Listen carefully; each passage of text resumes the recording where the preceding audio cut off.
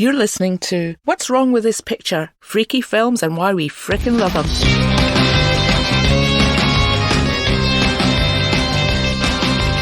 Hi, I'm Lindsay McCullough. And I'm Gary Mulholland.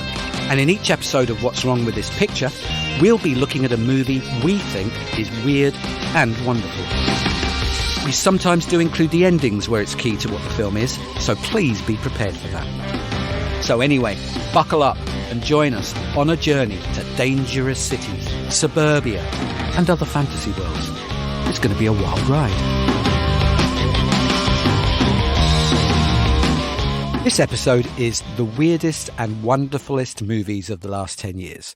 It's an episode that's a little different to our normal ones. Instead of our usual focus on one or perhaps two films, this is a focus on several of our favourite films of the last 10 years that were not just wonderful and favourite, but we also think are very, very weird. And we decided to do this because obviously the focus of an awful lot of our podcast has been films from the 40s, 50s, 60s, 70s, 80s. And we didn't want to sort of assume, people to assume, this is a vintage movie, podcast. We both keep up with modern cinema. Lindsay is an avid cinema goer. I'm an avid streamer. We've watched a lot of films from recently, which we think would be pretty great for this podcast. But rather than wait and do them all individually, we thought we'd have a bit of a sum up where we could recommend some films that we both love and talk to each other about films that the other might not have seen. So that's what's happening. Lindsay, how are we going to do it?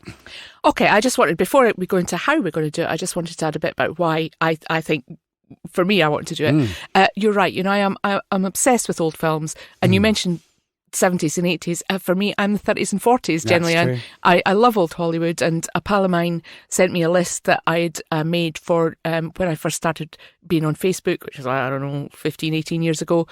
And the most recent film I had in there, and there was only one that was kind of beyond 1950, and that was Chinatown, which was 1973. And I looked at that list and thought, that sounds about right. Those would probably still be my 15 favourite films today. Yeah. So you're right. I do see a lot of old films, but I do see a lot of new ones as well. And I think so far as well, we've talked about films that are shared passions for us, ones that we both absolutely love. And, rest assured, there are hundreds more of those if you're keen to hear that. There are a lot of things that we have in common, but we like different things too. And today I thought good point. Would be a chance for that. And actually, when I put my list together, I realised only one of my short list was an American film. So actually it's a chance for us to look at that as well. Yeah. So how we're going to do it is that we are each choosing 6. We initially we're going to choose 5. And then I put my foot down. I couldn't shortlist to 5. Someone said it had to be 6. So I've got 6 as well. And we're going to talk about our top 6 in ascending order. So starting with number 6, moving up to number 1. We're going to have some honourable mentions before we get to number 1. And our rule for today is no spoilers. So we're just going to have very, very brief intros to what the films are. There might be a bit of discussion, but it might be just one of us going, I like it, and here's why, and you should see it. So, Gary, without further ado, what's your number 6? Yeah, don't mind if I do. My number 6 is The Witch, a New England folktale directed by Robert Eggers, starring Anna Taylor-Joy, Ralph Ineson, and Kate Dickie, and distributed by A24. And if you don't know what A24 is, that's going to come up a bit in this programme. So we're going to explain at some point. And this is a film you've seen, Lindsay, isn't it? Yes, I absolutely loved it, actually. It was my first exposure to Anya Taylor-Joy, and I was kind of overjoyed by how she tailored her Anyas to this role. So if you haven't seen it, it's a film set in the 17th century, and it follows an English Puritan family who have emigrated to America. And when banished from their religious community for being too religious, they're beset by poverty, grief, isolation. They find themselves infected also by witchcraft. Or is it just religious hysteria? Only Black Phillip the goat knows for sure. I've forgotten about Black Phillip. It's been a while since I've seen that film, but I really loved it, and it is good and weird. And yeah, I like it. and I really, one of the Anya Taylor-Joy's fab. I really love Ralph Ineson in it because he is Ralph Ineson is one of those guys. I've watched him in TV shows in Britain for years, and he's never a main character. He's usually playing a villain or a dodgy geezer, or in a soap opera, he's somebody's angry brother or something. He's just one of those faces. He's always solid, you're playing someone working class and whatever. And I just sort of love the fact that he's the lead male in a film that had a $4 million budget and ended up taking $40 million. And, an American film and written and directed by American Robert Eggers. And I just love the fact that he smashes it out of the park. He's great in that film. I didn't realise it was Robert Eggers, so the guy who did The Lighthouse. Yeah. I didn't realise it was the same guy. Yeah. I'm kind of wondering what they spent $4 million on. Well, God, I guess the sets or... This is it, though, isn't it? Discuss. I'm always sort of stunned by the budgets of films. It's a film like The Blair Witch Project, a legendary film, it costs, the fact that it cost $140,000, I think it was, that never happens. Films cost a couple of million at the least. It's the amount of people that you have to hire. If you look at a credits list, even of a low budget film, there's 50 to 100 people on it. Everything, yes, everything that you're seeing on screen involves another employee.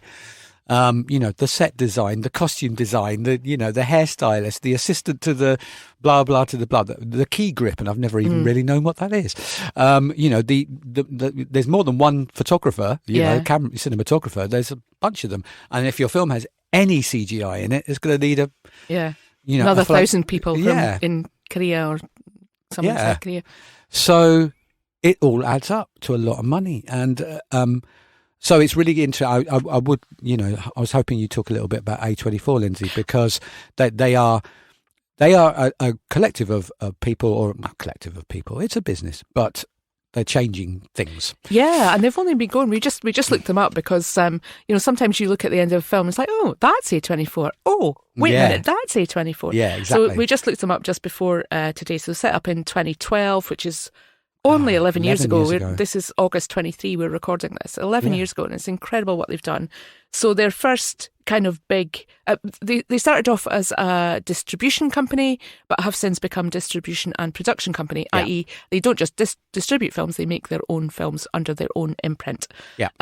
Their big growth started in 2013 with the release of Spring Breakers, which actually turned out to be a big hit. They've also they picked up the rights to Ex Machina and Room, and some of the guys and women that they've worked with, Darren Aronofsky, Ari Aster, Sean Baker. Actually, some of these directors and films you will hear more about because they're in our lists. Yeah. Robert Eggers, you've mentioned, Alex Garland, Yorgos Lanthimos, the Safdie brothers, Joanna Hogg. So they're that's quite a list, isn't it? They're a major influence, a major player really these days in terms of what they put out. Mostly known originally, I think, for kind of contemporary horror, very art house kind of films as well.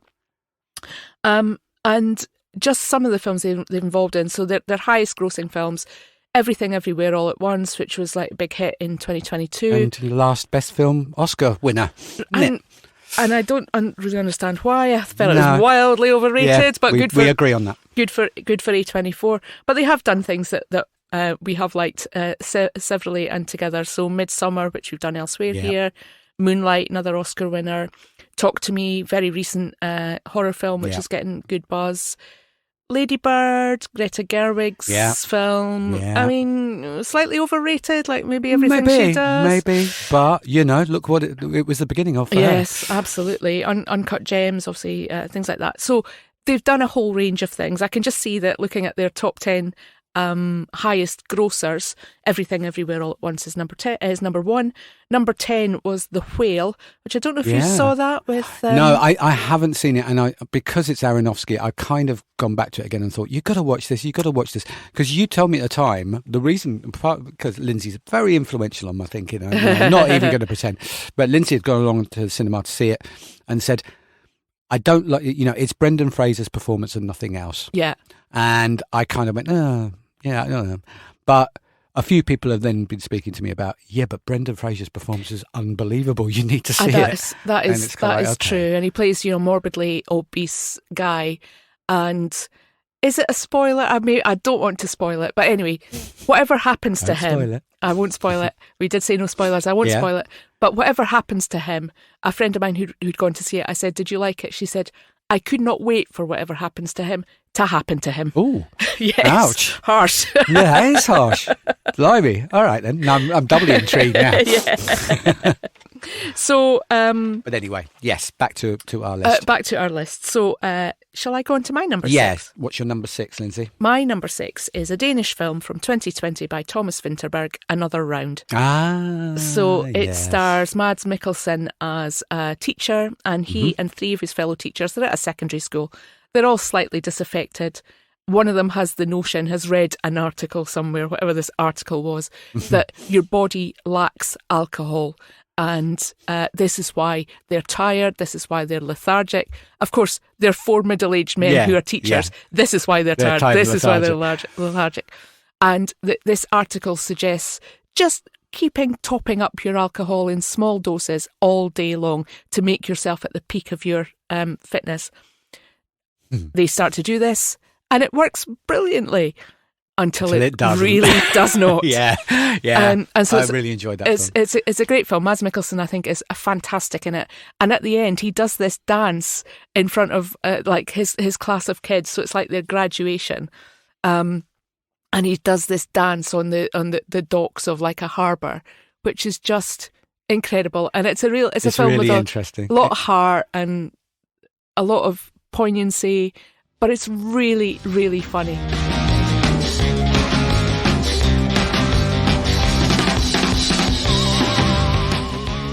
That's interesting. It's really interesting because I've seen it. I absolutely loved it until it got to that bit.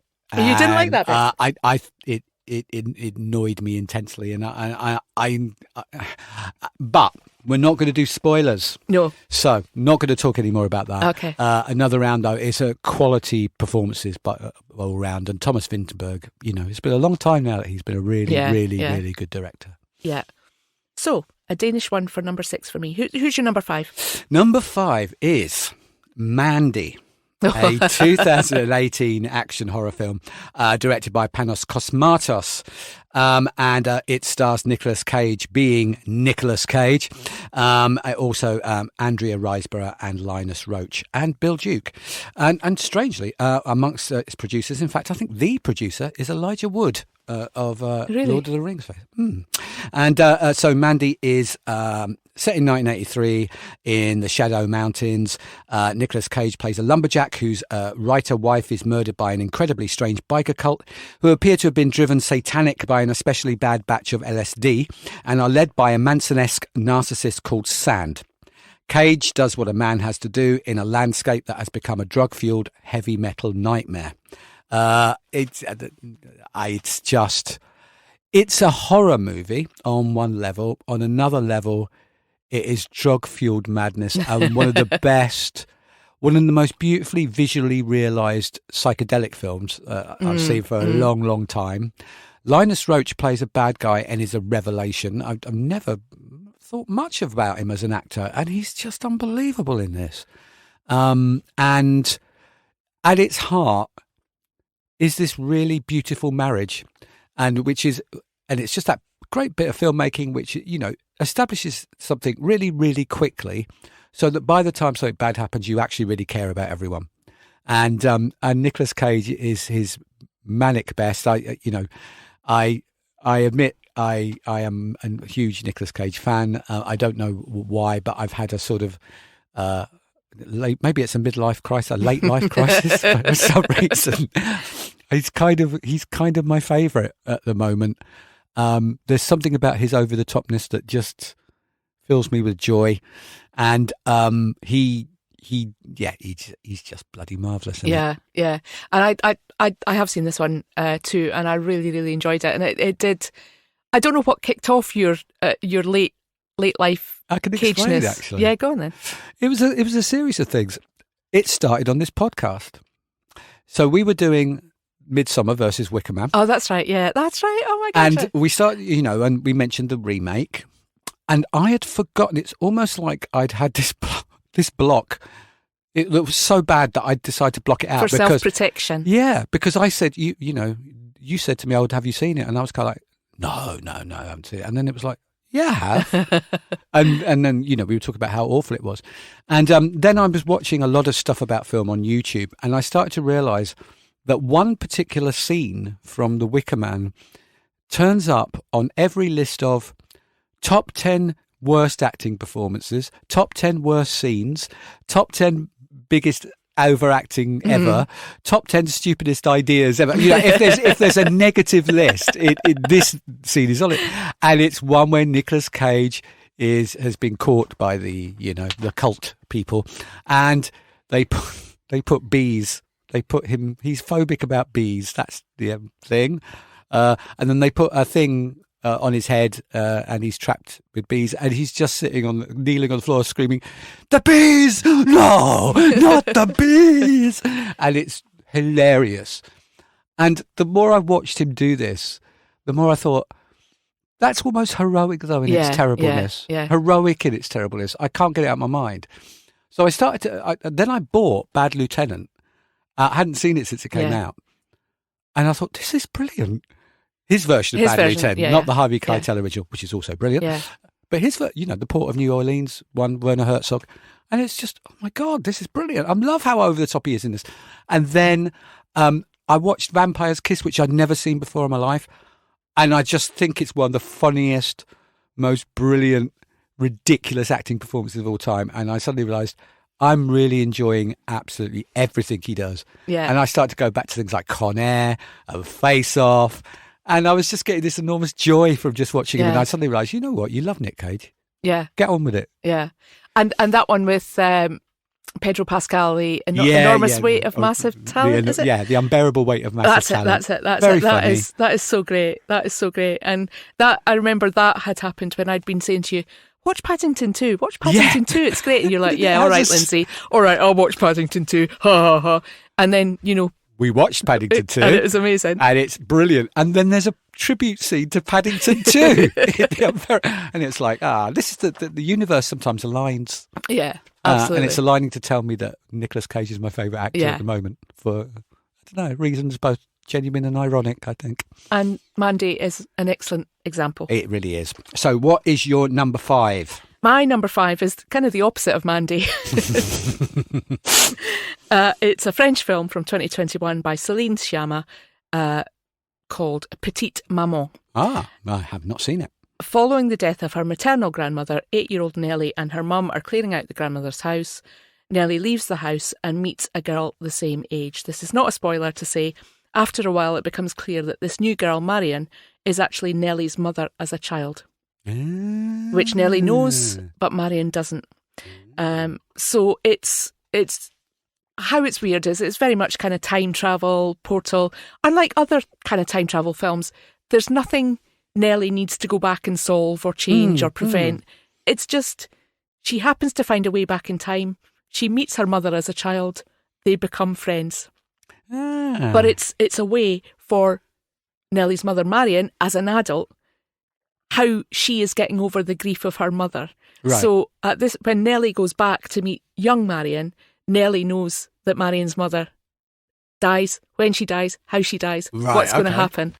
And the great thing about it, I think, is there's no explanation. There's no man in a suit that you would often get in the 50s films to come and say, and this is why it happened and it would never happen again, or, you know, this is the psychological explanation, or she went mad later on. None of that. It's just, this happens, she goes back, she's friends with her mother, and you have no idea whether the mother as an adult has any knowledge of this. It's just a really sweet little film, and it's carried excellently by these two young actresses, both I guess aged about 9 or 10. They have to carry the whole film pretty much, and it's just a lovely little thing about friendship and grief and loss. I will look it out. Petit Maman. Okay. Petit Maman. All right. And it's, just to say, Celine Sciamma, who did it, also did Portrait of a Lady on Fire. So same director. Okay. All right. Quality. Okay. Shall I do me number 4? Yes, please. All right then. My number 4 is Saint Maud. 2019 British psychological horror film, directed by Rose Glass and written by her, and it's her feature debut, and it stars Morfydd Clark as a religious private carer who becomes dangerously fixated with saving the soul of her patient Jennifer Earle. Basically, it's a horror film. As you may have noticed, listeners, I'm kind of a bit obsessed. He's horrifying. I mean, he likes horror films. Yeah, absolutely. I'm definitely horror adjacent, I think the phrase is. And so there's a bit of a horror domination in my list.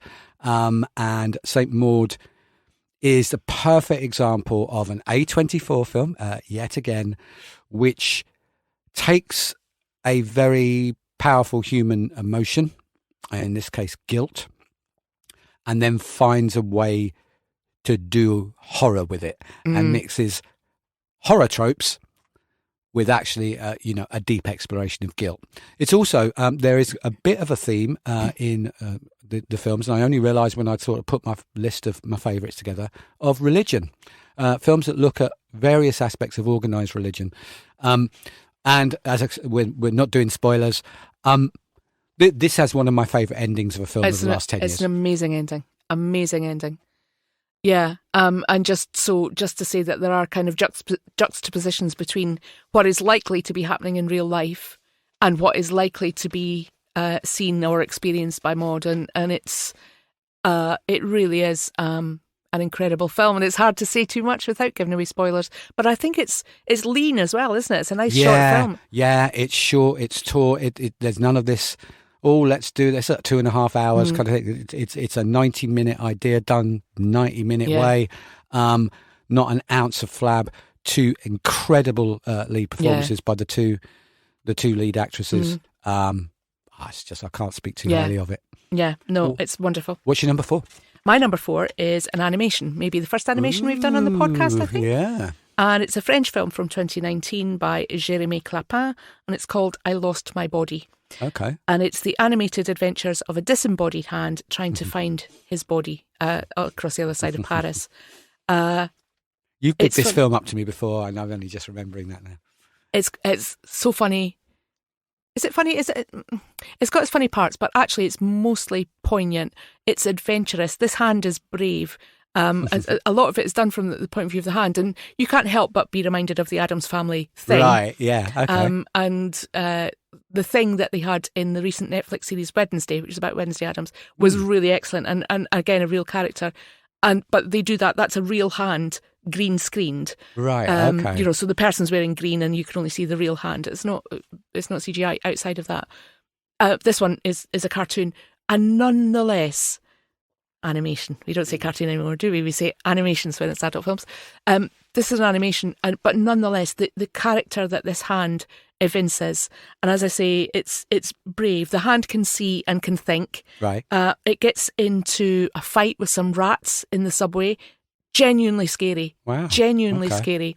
And all the time, it's trying to cross Paris to reunite with Naufel, who's the guy who's lost his hand. And it's kind of, we see it from the hand's point of view. We also see a flashback from the hand's point of view about Naufel as a child, about Naufel as a young man, and we catch up with the real Naufel story at the end. That flashback and the hand's journey kind of come together. It's amazing. You'll cry. It is just wonderful. Okay. The first time I watched it, did it in French with the subtitles. The second time I watched the English dubbed version. A dubbed version, blimey. Yeah, and it's Dev Patel who's the voice of really? Nofel. The hand doesn't talk, the hand doesn't have fan. a voice. It's just really great, and I heartily, hand on heart, recommend it.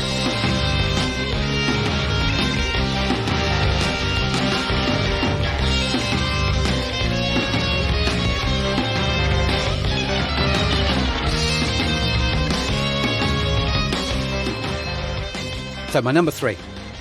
Excuse me while I cough.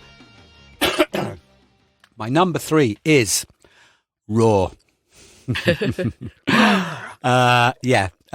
We're still not veering away from horror, as you may have noticed. This is a 2016 horror drama based around the idea of a teenage girl who goes to veterinary school, where her sister is already one of the students, and where she's a vegetarian, and where there is a hazing ritual which everyone has to go through, where they have to eat some meat. She goes through with this despite her disgust, and very much with her sister almost kind of bullying her into it. And the end result is a craving for the one kind of meat you probably shouldn't be craving. You may well have heard of this even if you haven't seen it, because it was controversial.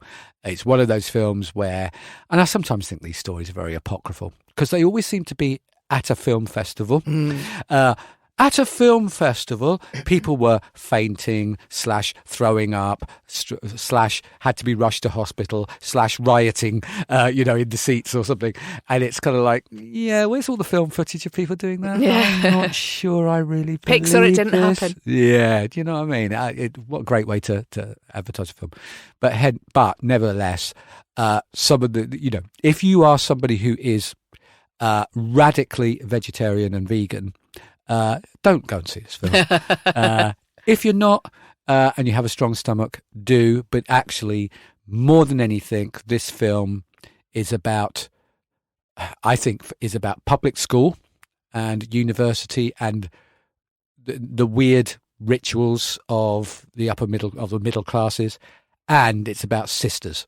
Yeah, and the very, very powerful relationships between sisters that can be very positive or very negative.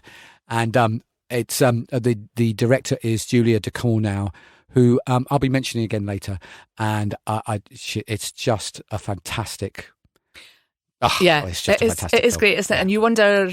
I wonder how much it's been influenced by something like Ginger Snaps, which I know you love. Great movie. But also how much it influenced, in turn, a TV show I've just watched called Yellow Jackets, which again is very much about the hunger that dare not speak its name amongst young girls who are a soccer team, and their plane has crashed somewhere in the Pacific Northwest and they are stranded. Which I liked it. It stars our favourite Melanie Linsky, who we heart and adore, and she's finally got a starring role and an Emmy nomination for it. And the one thing that didn't ring true to me was not the hunger that dare not name its name, but that this was a soccer team, and that the first thing they didn't do was actually make a football out of something and have a game, because surely that's what footballers would do. Number 3. My number 3. Your number 3. My number 3 is a Swedish film from 2018 by Ali Abbasi, and it's called Border. Oh, and it features immense performances, particularly from Eva Melander, who plays the lead in the film Tina, ably assisted by a very eerie performance from Iro Milonov, who's the guy in it. So Tina, explain this one, Lindsay. Well, I don't want to spoil it, but I'll tell you. Tina is a border guard at a Swedish ferry port and has amazing abilities to detect contraband. Not just booze and drugs, but she can somehow detect that someone is a paedophile just by intuition. So she's got some special powers. She's not like other people, except a man called Vor, who's equally odd looking, because Tina has a way around her. Tina's got a big old face. Yeah. Yes, that's a good way of putting it. You don't like the song? Tina's got a big old butt. I do. Okay. Yeah. I got the reference. LL Okay. Cool J. Yeah. Okay. So, she's not like other people, except a man called Vori, who is equally odd-looking, and with whom she has an instant sexual and communication connection. But who are they, and why are they so different? Well, we find that out, but only after we've seen, I think, we love our hyperbole here. Gary especially loves that's the biggest thing ever, that's the weirdest thing ever, that's the most incredible thing ever. I do that. This, I guarantee, is the oddest sex scene that you will ever see. More than the sex scene in Team America World Police. I think so. There you go. I actually think so. That's the benchmark. I actually think so. It's at once incredibly earthy, surprisingly gross, and actually quite hot. There's also later on a very weird baby. I don't know. You've seen this one, haven't you guys? I have. Would you call it a horror film? That's a brilliant question. You know what? I'm going to say no. It's and again, I'm trying to stick to your. We're not going to spoil this thing. There is a creature-ish element to this, but I think it's a drama. Yeah. And I think it's a drama about difference and connection, and I don't think it's a horror film. Not in the final analysis. I think you're right. I think it's got some horrific images. But I think it's about loneliness, it's about identity, it's about belonging, it's about finding that person, whether you can trust them in the end or not. It's about finding that person that shares something. Yes. Shares something with you. But I really, really recommend it. But beware, you do need to have, I would say, quite a strong stomach for the sex scene. I think so. Something that most of these films have in common is you may have to have quite a strong stomach for... What's your number 2 film? My number 2 film is Mother. Ugh. By Darren Aronofsky. It's 2017. I guess you could call it a psychological horror film. It stars Jennifer Lawrence very famously and magnificently, and also Javier Bardem, Ed Harris, Michelle Pfeiffer. It was a very, very controversial film because essentially what it is a biblical allegory. The characters are not called names. Jennifer Lawrence's character is called Mother. Javier Bardem's character is called Him, and is the only character with a capital letter. And after a while, you start to realise, oh yeah, I think these 2 visitors who've turned up to this house and are ruining this woman's life are Adam and Eve. Yeah. Oh, their kids have turned up and they're having a fight. Oh, they might be Cain and Abel. And on it goes. It's interesting because I've seen the film 3 times now, and I absolutely love it. It really splits opinion. Other people absolutely despise it and think it's a pretentious pile of garbage. Aronofsky is basically very, very passionate about all things environmental. And this is his angry film about that. And for me, the last act of this film, it's not just... It's some of the most brilliant filmmaking I've ever seen. I know Aronofsky would probably hate me, but I think it's really funny. And and I don't mean in that I'm laughing at the pretentiousness. I mean, it feels to me like it's supposed to be. As this house degenerates into a literal war zone. I'll leave it at that. Yeah. I just think there is genius in every frame. I think Jennifer Lawrence's performance is one of the most selfless, grueling, and brilliantly done things of the last 10 years. And Darren Aronofsky, there are things that he does that I really dislike. The Fountain, I tried to watch recently. I couldn't even finish it. It was so boring. But when he gets it right, this, Requiem for a Dream, The Black Swan, I think he's unmatchable. Yeah. I have seen this film. I've seen it twice. I saw it once in the pictures. I think we might have seen it together in the cinema. I thought it was really interesting. I thought it wasn't unannoying, but I did think it was interesting. And poor Jennifer Lawrence. The camera is either a foot in front of her. In her face or a foot behind her the whole film. And apparently it was quite a grueling shoot. And they were dating at the time. Were they? Yeah. I did not know that. There you go. Yeah, so this was his, I don't know, this is his way of homage. Yeah. But was she his muse? Is that what you're telling me? No, I don't. I think it was like, stop answering me back because this is going to be really tricky for you.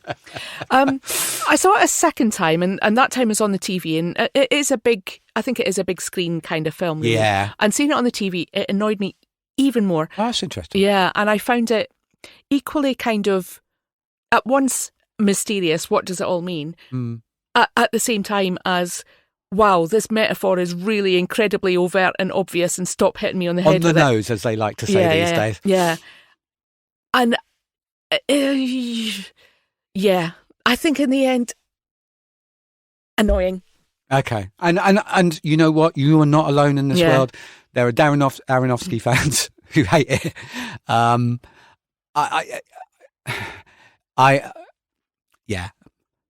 Anything that annoys people as much as and particularly devout Christians has got to be doing something right. And I'll leave it at that. All right then. Well, my number 2 film is the opposite of Mother. Father. It's called The Florida Project, and it is from 2017 by a director called Sean Baker, who has also worked with A24. Mm-hmm. This film wasn't, I think, but his one after that was distributed through A24. The Florida Project, I debated about it because I was kind of like, is it weird or is it just an indie film? But I was so keen to talk about it that I've decided to call it weird. Right, okay. So it stars Willem Dafoe. I'm saying villain because I saw you heard that. You said that earlier. And I thought, oh, that's sophisticated.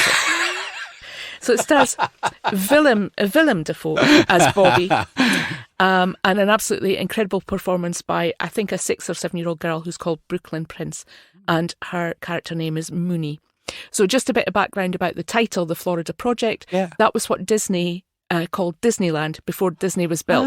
So it was this idea of this is what's going to happen in Florida. Okay. This film is set in the present day, and it actually takes place close by Disneyland, and it refers to the main location of the film, which is a rundown tourist motel, which is called the Magic Castle. Right. And so this motel is now home to poor families. It's a housing project. So this is the Florida Project for the projects. Right. Okay. Willem Dafoe is the kind but put upon manager of the place. But the story follows 6-year-old Mooney and her adventures in her life with her mother Hayley. Hayley's barely more than a teen herself, does not have her life together. So here, Disneyland isn't a place of escape and magic. It's where Mooney and Hayley scam tourists. They sell fake perfume. They steal things from them. So this 6-year-old is already quite well versed in how hard life is and how hard life is going to be. Okay. In what way is it weird? It's a very... Apparently, Sean Baker was very influenced by Italian neo-realism, so it's filmed in a very realistic manner. I guess one of the weird things is that you wouldn't normally expect to see a star like Willem Dafoe in a film like this, but he really does kind of bring the heart. It's very much he's not the star; he is the supporting actor to this 6-year-old girl, however old the actress was. And at the end, there's this kind of magical realist scene where Mooney is trying to escape from various authorities.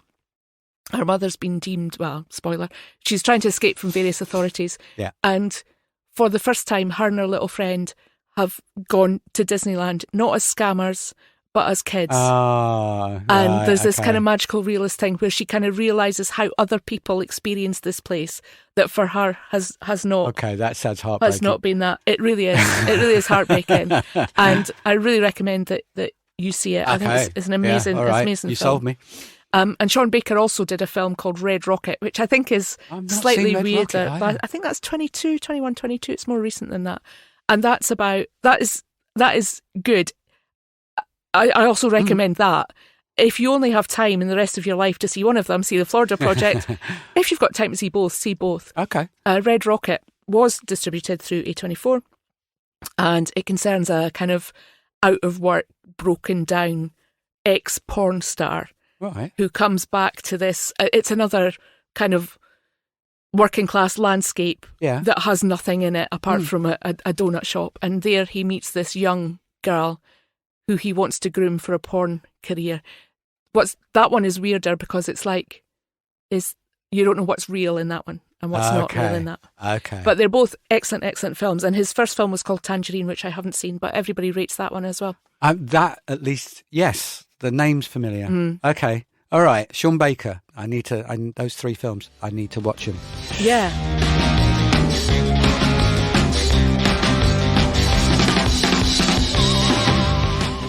So we've decided we were going to do some honourable mentions before we did our number ones. Yes. Now, this is a hideous thing because there's just too many. How many have you got? You better run through them fast then. I'm going to run through them fast because much though I want to sort of say something about them, we can't. I've only got 4. How many have you got? I've lost count. Just start reading them out then. All right then. So I've grouped them because there are some themes that are coming up. Excellent. So theme 1 is cannibal dramas. Bone Tomahawk from 2015, S. Craig Zahler, starring Kurt Russell. This is a cannibal Very western. good. That is very good. Fresh 2022, directed by Mimi Cave, Daisy Edgar Jones and Sebastian Stan. This is a cannibal horror romance. Yes, no, really.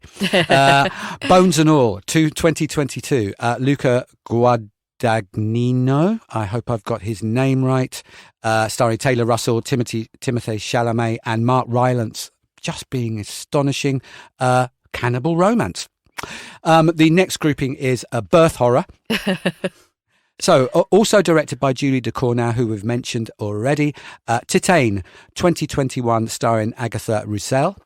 Hatching, 2022, that directed by Hannah Bergholm, and that is Sliri Solalina, who is the star of that. I think that's right. And Lamb, 2021. Vladimir Johansson, that's an Icelandic film starring Numi Rapace, or Rapace. And that one, I just have to mention, a couple adopt a half boy, half sheep. Sounds bad.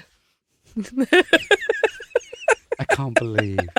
Why can't you believe? You know me 30 years. I bring it to you every ball. It's a strangely beautiful film.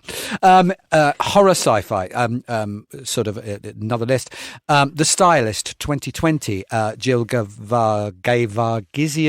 Najara Townsend is the star of that. A really, really amazing, weird female-led horror movie. Enemy, Denis Villeneuve, Jake Gyllenhaal, 2013. It's a doppelganger film, but there are giant spiders. Nobody can work it out. It's brilliant. Annihilation, Alex Garland, starring Natalie Portman, 2018. Sci-fi, multi-dimensional, time slip, creature feature. It's just brilliant. The Lighthouse, we've already talked about. Robert Eggers. We've already talked about Willem Dafoe. Robert Pattinson. That is another A24 film. Killing of a Sacred Deer. A24 film again. 2017, Yorgos Lanthimos. I think he's already got a mention.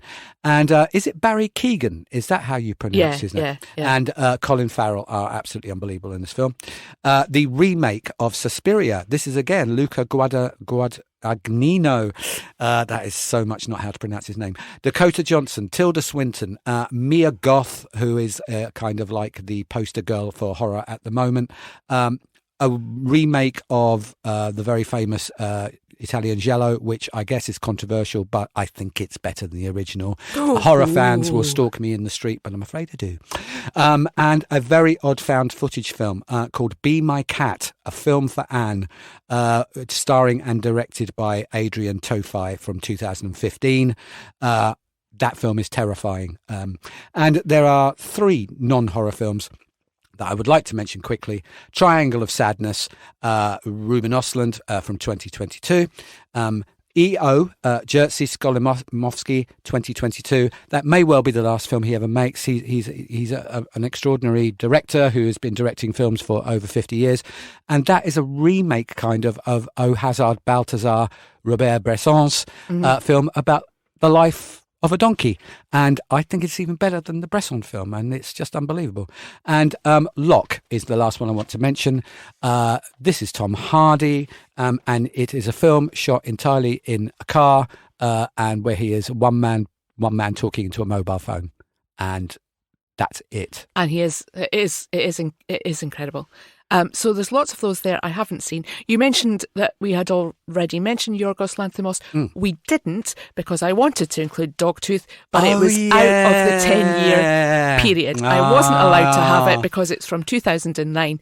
But I'm sorry. Dogtooth, in case anyone's interested in films from slightly before 2013, Dogtooth is a Greek drama by Yorgos Lanthimos, and it was before his The Lobster, Killing of a Sacred Deer, The Favourite. It was one of his early ones, and it's great. It is. My honourable mentions, I've only got 4, and only 3 of them I think are weird. One is... Okay. One is The Falling by Carol Morley from 2014. I watched this relatively recently. It's a kind of hysterical fainting at a girls' school film. Let down, I think, slightly, by the main actress, who's Maisie Williams. However, it is the debut of our darling, Florence Pugh, and she is amazeballs in it. She's wonderful in it. All right. My second film is Eighth Grade by Bo Burnham. Stars Elsie Fisher as Kayla, a really amazing performance from this very young actress at the time. That was made in 2018, and it's just the trials and tribulations of a 13-year-old girl and what she goes through. And there's an incredible scene at a kind of pool party where all the girls around her with their kind of skinny 13-year-old bodies, their Kardashian-influenced makeup and their long hair, and they're wearing little bikinis, and she's got this little prepubescent chubby tummy body wearing a one-piece suit, and she's so out of it, and it's a heartbreaking film, I think. Okay. A24 as well, I think. I think it is, yeah. You've seen that one, haven't you, 8th Grade? I have not seen 8th Grade. It's on a watch list. I need to see it. Okay. My third honourable mention is a film I know you don't like, which is Meek's Cut Off by Kelly Reichardt from 20... yeah. Oh, it's 2010 as well. Forget it. It's out with the... It's out with the... It's not allowed. Well, you've done Dogtooth now, so I think you should carry on with Meek's Cut Off. Meek's Cut Off is what's called... It's part of the slow film movement. Nothing happens and it takes 2.5 hours. And it's a revisionist Western. And I do particularly like it. And I said to Gary, must watch, you must watch, you must watch. And he could barely get through it because he was so bored by it. So there you go. That's true. That's true. Now, my last recommendation is... your number one? No, not my number one. My last honourable mention. Okay. My last honourable mention, I don't think it's weird at all. I don't know enough to know how weird it is. But it is, if you have not seen it, you must... RRR. An Indian epic by S.S. Rajamouli from 2022. It's a thrill a minute. It's about an outlaw and a policeman and their friendship. There's CGI tigers, there's amazing stunts, there's horses. There's dance sequences. There's dancing, there's amazing battles. I really don't know enough about Indian film. Yeah, that's what we decided, wasn't it? That we were both talking about doing this sort of podcast, and we were saying, you know what, we're not expert enough about Indian cinema to know where this is weird in the context of Indian cinema. It's weird in the context of Western action movies. Yeah. But what a film. It's 3 hours and 10 minutes and you will not regret a single minute of it. If you haven't seen it, I think it's still on Netflix. I saw it on Netflix. I would love to have seen it at the IMAX or something. Yeah. If it had a cinematic release. If it did, I missed it. I would love to see it again. It was so weird at the beginning of the year that it got flagged up that there's going to be a cinematic release for Triple R, and I never saw it anywhere. So, but yeah, I'd love to watch it on IMAX. Me too. Yeah.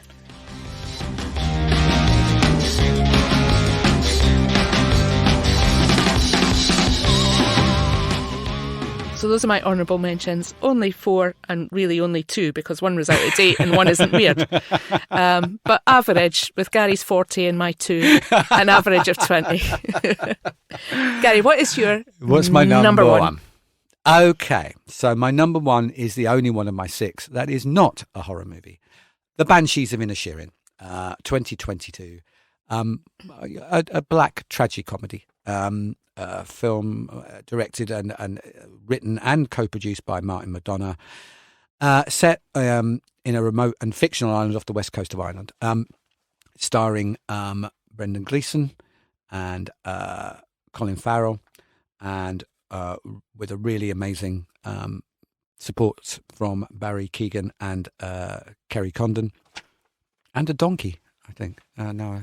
Is it, or is it a pony? That's a donkey. It's a little donkey called Jenny. Yeah, it is. I was stunned by this film, and I guess how I'm justifying it as weird is because, and I'm not going to do a spoiler. This is a film about two people who have been friends for their whole life, or most of their lives, and one decides he does not want to be the other person's friend anymore, but the way he decides to cut this person off and to convince them to leave him alone is what is the weird. I think the film, I haven't done a lot of reading up about it, but I think the film is an enormous metaphor for the Troubles in Ireland, and the irrational nature of enmity, and the irrational things people will do about it. And it's incredibly funny. Those three as a team, McDonagh, Gleeson and Farrell, because in Bruges, I wouldn't have thought you could put those three together in another film and they'd come up with something even better. And I think they came up with something even better between the three of them. I couldn't believe it when it got Oscar buzz and was a proper commercial hit. And I just thought, there is hope for the world, because I thought it would. it's just a very strange and beautiful film, very unglamorous on every level, and it's all about character and dialogue and story and an underlying point that is deeply tragic, and it's brilliant. Yeah, I did like it a lot. I kind of wonder what it would be without those particular three performances, actually. Well, yeah.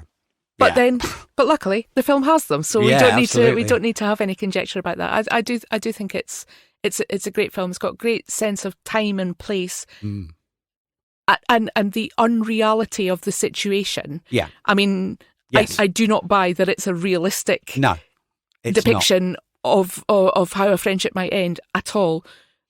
But it doesn't matter, because it kind of places itself in its own world, and like you, I think it's great. Oh, what's your number one? My number one, my last choice is That Rare Thing, an innovative modern British film. Whoa, blimey. So in this one, certainly in my list, I've had lots of non-American films, I've had animation, and this one is a documentary. So again, for the first time, I think that we've done it this podcast. It's called My Old School. It's a documentary by John O'Macleod from 2022. It's a documentary, and so there are interviews with talking heads, people who lived through it, people who were there at the time. It features the voice of the man whose story it is, a man who at that point was called Brandon Lee. He was happy for his words to be used, he was happy for his voice to be used, he did not want to appear visually in the film.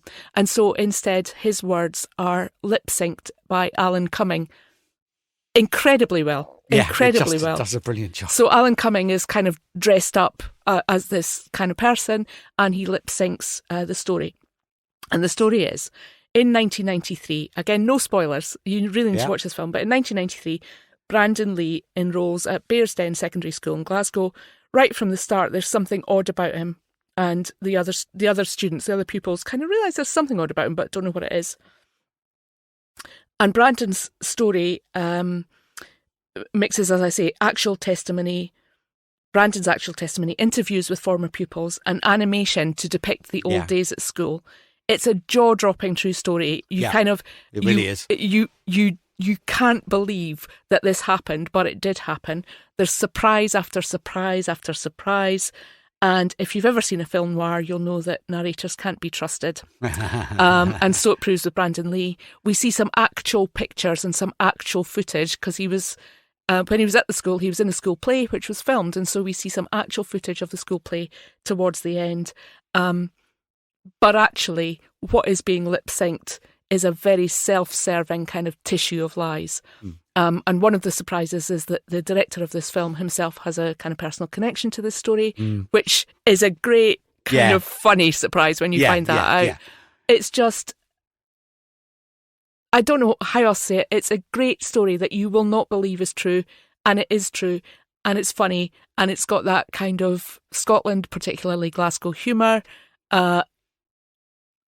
It's brilliant. I'm so on board with this. I love that film so much that, it's a documentary, so I know what happens at the end. I watched that film twice. Did you? And it was even better the second time. And the idea that, it's a documentary, it's a true story. Oh, but it can't be weird then. It is. Yeah. It is. I think the story is weird. The story is weird, not the telling of it. The telling. I think the format. The telling of it is unusual because yeah. With the cartoon reconstructions and whatever, and the Alan Cumming lip syncing somebody else's words. Alan Cumming's amazing. Yeah, he is. He absolutely is. He's just wonderful. And that's a great choice. Okay, so there you are, listeners. You have heard our run through of maybe 50 films from the last 10 years, plus two listeners. from slightly before that we think are worth checking out and worth seeing. Our next episode will be back to our normal service, which will be, we will have a deep dive on one film in particular. But in the meantime, we hope you've enjoyed this slightly new format. Go off and watch some films. Yeah, I hope you enjoyed that. I really had fun with that. Lindsay, did you have fun with that? Yeah, I did. We were kind of oohing and ahhing. Whether to do it. Whether to do it. Umming and ahhing. That's what I mean. Not oohing and ahhing. That's the weird version. Yeah. Oohing and ahhing. We're umming and ahhing about whether to do it. But I think it is, from my point of view, I think it's been nice to have that range and not just focus on one thing, to maybe show the kinds of films that we like and where we differ. And where we differ. So it's made me think that we really should do a Nicolas Cage best you're of just trying list to, of. just trying to make me too happy. I just, and we can have slight arguments back and forth. As our producer Russ said, we could have a cage fight. Till next time.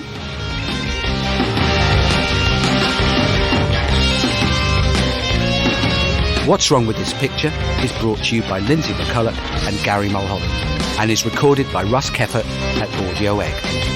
Music composed and performed by Russ Keffert.